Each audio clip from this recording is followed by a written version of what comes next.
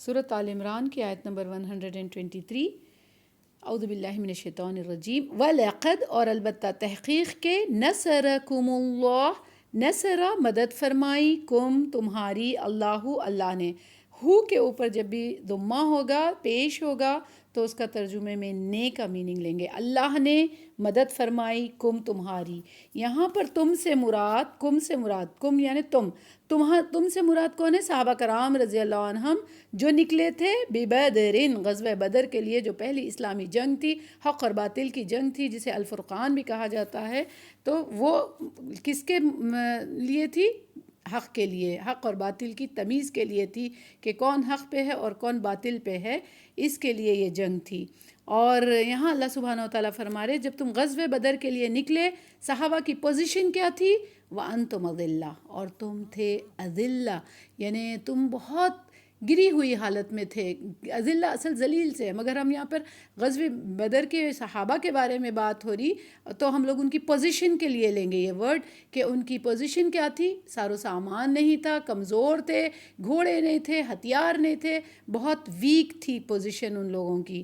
وَأَنْتُمْ أَذِلَّةٌ، تقویٰ بہت تھا، یعنی فاتقوا اللہ، تقویٰ بہت تھا، اللہ کے لیے جان دینے کا جذبہ بہت تھا، مگر جو قانونی چیزیں، جو جنگ کے میدان کی ضرورت کے چیزیں، وہ چیزیں بہت کم تھے۔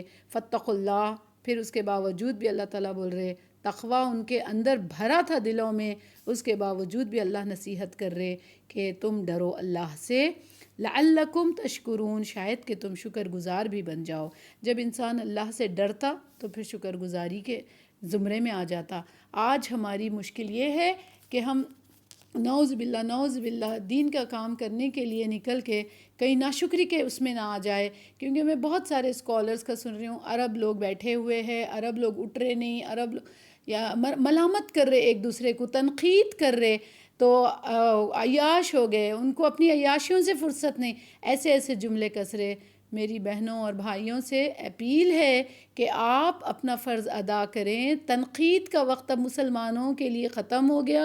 مسلمان اب ایک دوسرے کے لیے ہمت اور ایک دوسرے کے عیبوں پہ پردے ڈال کے، ایک دوسرے کی کمزوریوں کو چھپا کر آگے بڑھنے کا وقت ہے۔ ابھی بھی ہم تنقید میں ہی رہیں گے تو اللہ جنگ کے میدان کے جتنے تعلیمات دیے نا قرآن مجید میں، ہمیشہ تقویٰ ڈیولپ کرنے کی بات کیے، شکر گزاری کی بات کیے۔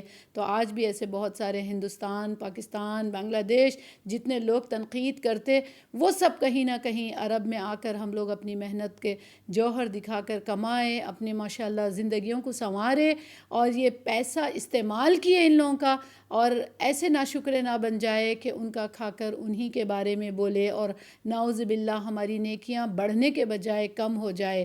کسی کو تنقید کرنا بہت بڑا گناہ ہے، وہ ان کے پرسنل ایشوز ہے، کون سی حکمت ہے، کون سی کیا ہے، وہ ہم نہیں سمجھ سکتے، ہم بڑے بڑے الزام لگا دیتے۔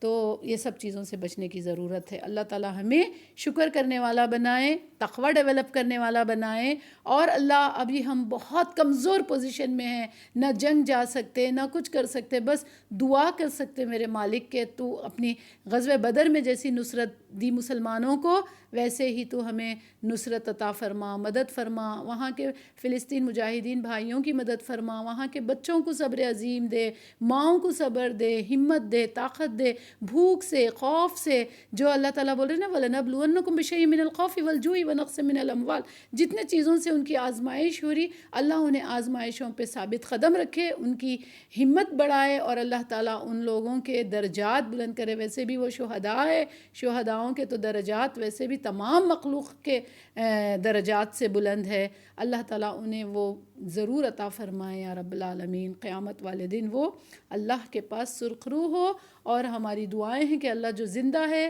جو زخم کھائے، جو زخمی ہے، اللہ ان سب کو برداشت دے، ہمت دے، قوت دے، طاقت دے یا رب العالمین۔